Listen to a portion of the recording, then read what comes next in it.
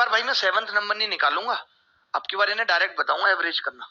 ठीक है, देखो 13 संख्याओं का औसत 63 है। 13 संख्याओं का औसत 63 है। पहली 7 संख्याओं का औसत 61 है। पहली 7 का औसत 61 है। बाद की 7 संख्याओं का औसत 67 है। 67 है। बाद की 7 संख्याओं का औसत 67 है। ठीक है, अब हमने क्या किया, हमने ये किया दोस्त, देखो ध्यान से, हमें पता चल गया कि भाई ये कितना कम है, तो आपने कहा जी ये 2 कम है माइनस का। हमने कहा जी ये कितना ज्यादा है, तो आपने कहा जी ये 4 ज्यादा है।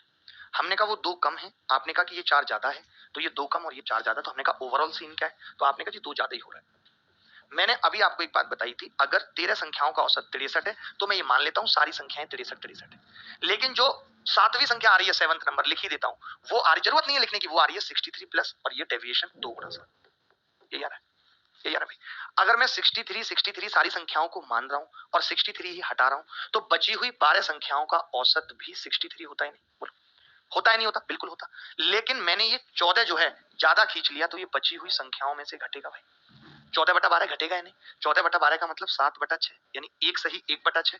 तो इसमें से 1 सही 1/6 घटाऊंगा, तो मैंने 2 तो पूरा घटा लिया 62, और 1/6 1 में से और घटेगा तो 5/6। यही इस सवाल का आंसर। घटाना आता है नहीं आता, मैंने कैसे घटाया बताऊं? मैंने क्या किया, 63 लिखा हुआ था, उसमें से -1 कर दिया। ठीक है भाई, तो मैंने इसको 62 करा पहले, तो ये 2 बच गया, 2 में से 1 गया, तो आपने कहा 1, 1 में से और 1/6, तो ये 5/6 आ गया। कैलकुलेशन भी आपकी फास्ट होनी चाहिए। यानी इस सवाल का उत्तर आएगा अप्रोक्सीमेट 62.8।